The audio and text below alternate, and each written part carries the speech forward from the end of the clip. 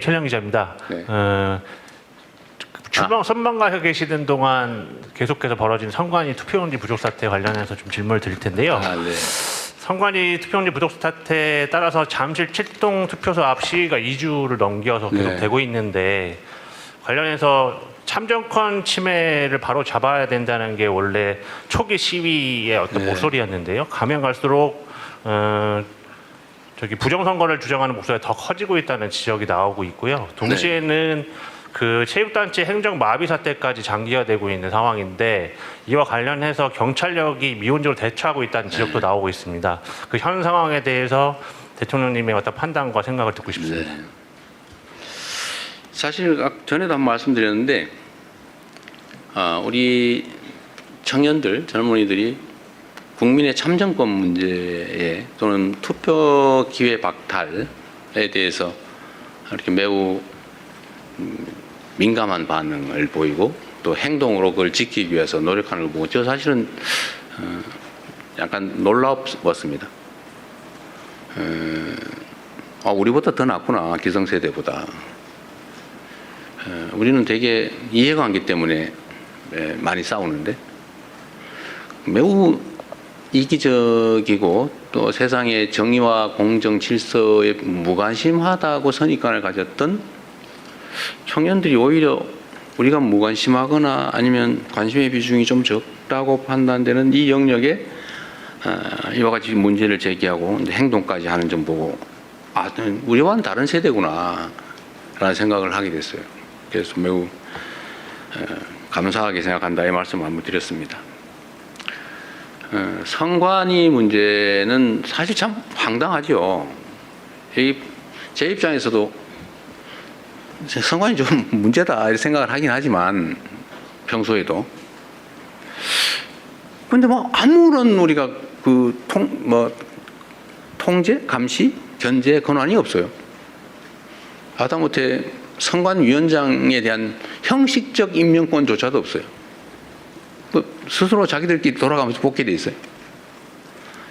정부에서 3명, 대통령이죠. 대통령이 3명, 대법원에서 3명, 대법원장이 3명, 국회에서 3명. 이렇게 뽑으면 그 9명이 돌아가면서 위원장을 하는데 지금까지 수십 년 관행은 대법원에서 지명하는 3명의 선관위원 중에 대법관을 1명을 포함시키는데 대법원장이 지명한 대법관인 선관위원이 당연히 선관위원장을 맡아봤단 말이에요. 그래서 우리는 그래도 가장 공정한 대법관이 맡아서 가장 공정하게 잘하지 않을까 그런 기대를 했지 않았겠어요? 그런데 결과는 이런 어처구니 없는 일이 벌어진 거죠. 예를 들어 전에 채용 비리 문제도 그렇고 최근에 나오는 좀 얘기하기 좀 그럽니다. 해외 출장 얘기도 그렇고. 그다음에 입력을 하는데도 신경 안 써가지고 막 뒤집어서 입력을 하고 더군다나 무슨 투표지가 부족하게 만든다든지 사실 상상할 수 없는 일이잖아요. 투표지야 원래 투표할 사람 숫자만큼 만드는 게 우리 동창회장 뽑을 때도 하는 거 아닌가요? 아니 회원 중에 안 올 사람 있긴 하죠. 우리가 50명 회원이면 50장 만들지 않아요? 근데 평소에 42명 왔으니까 43명만 하자고 그랬는데 45명 와버렸네 이게. 이게 말이 되냐고 이게. 그것도 예산이 없었냐 그것도 아니잖아요. 다 예산 편성해 줬잖아요. 뭐라고 변명이 있겠지만 있을 수 없는 일이죠.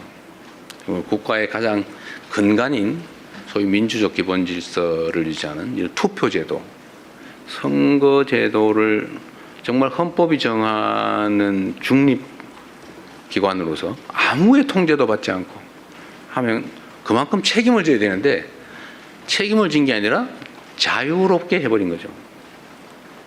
방종에 가까운 자유를 구가했던 것 같습니다. 결국은 심각한 문제가 있죠. 대응을 해야 되겠죠 이제. 일단 집회 시위에 관한 문제를 얘기하기 전에 선관위의 문제는 저는 좀 이따 대주부회의 때도 이 얘기를 하려고 했는데 법제도들을 좀 최대한 고쳐보고 최소한 외부의 감시 견제가 어느 정도 가능해야 되지 않냐. 그 위원장을 저런 식으로 대법원장이 사실상 임명하는 것처럼 해서 되겠냐. 또 비상임으로 해가지고 뭐 선거날도 제대로 출근을 안 했다는 얘기가 있던데 그렇게 하면 되겠냐. 그래서 감시, 견제, 통제를 적정하게 해야 되지 않을까. 이를 위한 법제도 정비가 필요하겠다는 생각을 하고, 두 번째는 헌법이 너무 명징하게 독립기관으로 해놨기 때문에 무슨 감시, 통제, 견제 법제도를 만들고 이게 위헌 판결을 받을 가능성이 많다. 그러니까 필요하다면 여야 간의 의견의 일치가 된다면 선관위에 관한 뭐 원포인트 개헌이라도 해야 되지 않을까. 뭐 그런 생각을 합니다. 필요하다면 대통령이 발의를 하는 한이 있더라도. 근데 문제는 이게 정치권의 책임성에 관한 것인데 진심으로 이 문제를 해결하기 위한 것인지 아니면 이걸 이용해서 정치 공세를 하고 뒤로 빠지려고 하는 건지를 알기가 어려운 상황이어서 정치권에 좀 진지한 논의를 촉구하고 정치권에서 논의되는 걸 봐가면서 우리 정부도 입장을 정하겠습니다. 어쨌든 근본적인 개혁이 필요한 건 확실합니다. 이런 상태로 갈 수는 없어요. 시위에 관한 문제, 시위 자체는 참정권 확보를 위한 시위 자체를 비난하거나 그래서는 안 되죠. 오히려 보호해야 되겠죠. 근데 이 공간을 활용해가지고 전혀 엉뚱한 허위사실을 공표하면서 가짜뉴스를 남발해서 사회 혼란을 획책을 한다든지 또는 뭐 무슨 산적도 아니면서 지나가는 사람은 검문검색을 한다든지 소위 주머니를 털거나 이러면 안 되잖아요.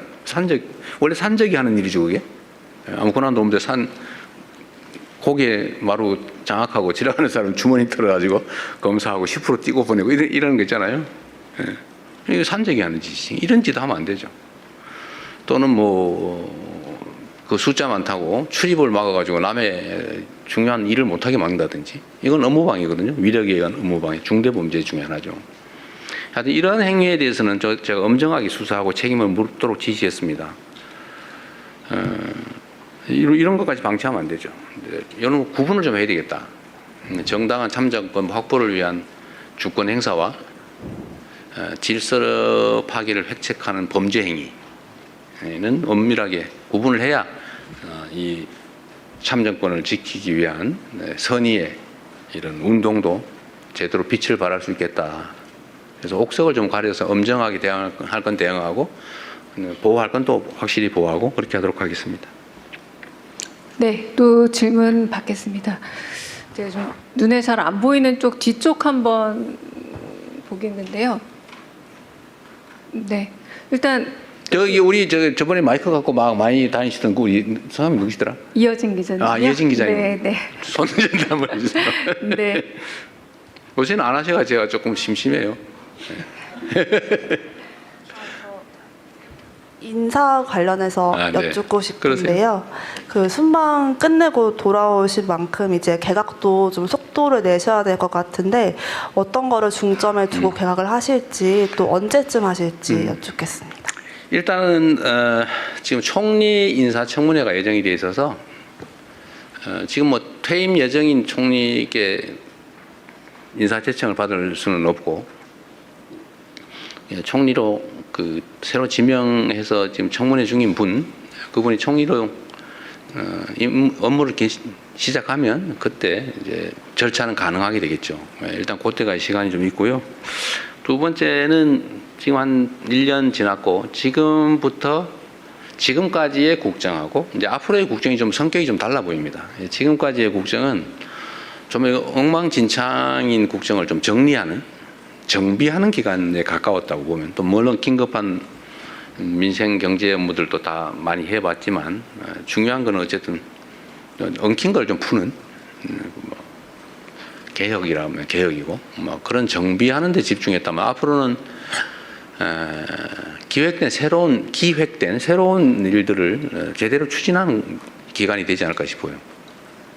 그래서 거기에 맞는 자원들로 다시 구성을 해야 되지 않을까 생각은 하고 있는데 어느 범위에서 어떤 부처를 할지는 아직 깊이 생각하지 않았습니다.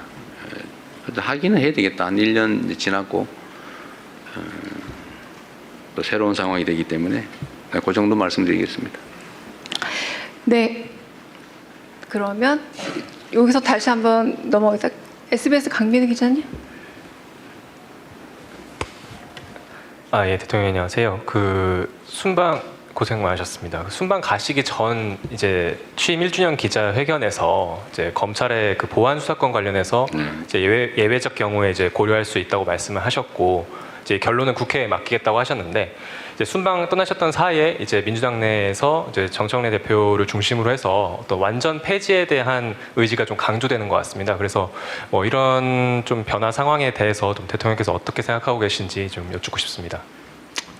뭐 개별 국회의원들이 어떤 생각을 하는지 뭐 그야 자유롭게 표명해야 되지 않겠어요? 그런데 이게 이제 억압의 방식이어서는 안 되겠죠. 국회에 제가 맡긴다고 한 취지는 뭐 저의 뭐 판단은 있지만 우리의 입장을 관철하기보다는 이게 뭐 너무나 예민하고 또 많이 오염된 주제라는 측면도 있어요. 완전히 순수한 상태는 아니다 이미. 이게 정치적 슬로건으로 이제 활용되는 측면이 없지 않기 때문에 그런데 우리가 끼는 거 그리 바람직하지 않다. 국회에서 또 민주당 당 내에서 충분한 수기를 거쳐서 또 국민의 의견도 수렴하고 장단점도 잘 점검해서 또 어떤 제도를 취한다면 거기에 대한 단점이 있을 텐데 문제가 있을 텐데 그걸 어떻게 보완할지도 좀 논의해서 종합적으로 하라고 저 국회에 넘겼으니까요. 국회에서 자체적으로 판단하면 될 것 같아요. 제 생각을 저는 뭐 그 점은 명백합니다. 사실 검찰 마음에 안 들죠. 권한이 요만한 쪼가리만 있어도 그걸 막 이만하게 만들어가지고 악용해서 대한민국의 법질서를 완전히 거의 파괴하다시피 했잖아요. 법질서를 유지, 보호하는 게 가장 큰 책임이라고 할 수 있는 또 그것 때문에 많은 권한을 주어놨더니 그걸 악용을 해가지고 이 온갖 사건을 조작하고 왜곡하고 누군가에게 불이익을 주고 누군가에게 이익을 주기 위해서 남용 또는 악용해 왔단 말이에요. 그게 뭐 결정적이지 않습니까? 안타깝고 슬픈 일이죠. 문제는 이제 국민들의 의사가 중요하다고 생각해요. 그리고 그 제도가 왜 필요하냐? 검찰의 남용 가능성을 통제하는 건 저는 1차로 중요하다고 생각해요. 그건 기본적으로 보안 수사, 그건 경찰이 수사하게 했으니까 경찰이 다 맞자. 또 공수처가 하기로 했으니까 공수처가 맞자. 보안 수사 이름으로 이만큼 권한을 줬더니 또 이걸 이만하게 만들어가지고 막 새로운 사건 만들다시피 하고 또 그럴 가능성이 없지 않잖아요. 근데 그걸 우려하는 사람들이 심정 이해해요. 그러지 못하게 해야 되겠죠. 그래서 저는 아주 최소한의 엄격한 조건 하에 아주 최소한만 하면 좋겠다. 악용 여지가 있어서 걱정이면 악용되지 않게 만들면 되잖아요. 모든 문제가 그렇잖아요. 문제가 있으면 문제를 막으면 되잖아요.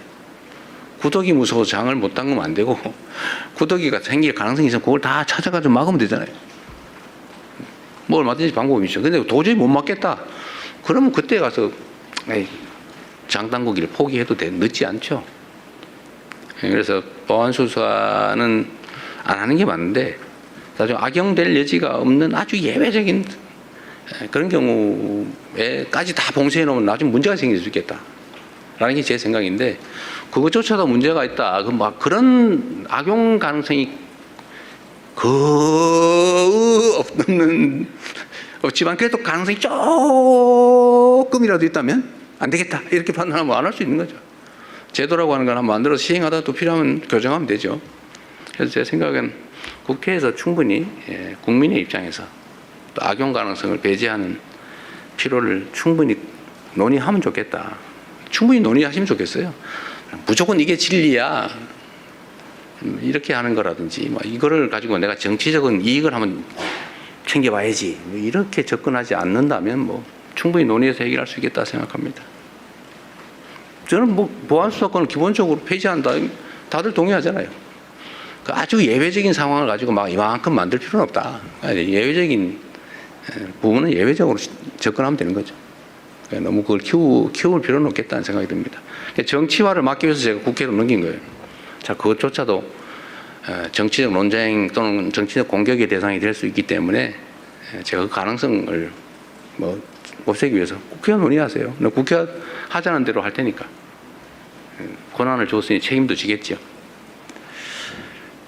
네, 그다음 네, 이제 9개 매체 질문 받았습니다. 이제 마지막 10번째 매체 질문을 좀 받을까 싶은데요. 네, YTN 강진원 기자님, 그 마지막으로는 기자님 질문 받고 통신사 질문을 마지막 혹시 필요하면 30분까지 하시죠. 30분까지요? 대통령님 이제 좀 다시 기력이 더 나신 것 같습니다.